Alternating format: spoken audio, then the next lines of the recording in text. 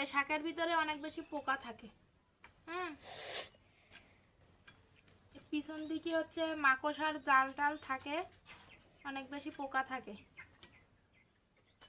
তো এই শাক কাটার সময় অনেক দেখে শুনে খুঁটে বেছে তারপরে হচ্ছে কাটতে হয়।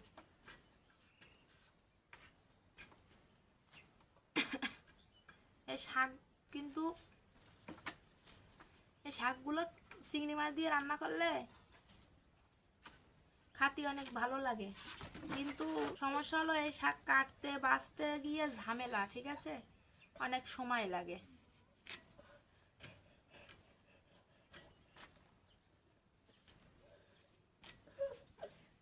আর শাক কিন্তু আমি অনেক পছন্দ করি, আমার সাবাল মেয়েও শাক খাতে অনেক পছন্দ করে, ওরা দুজন।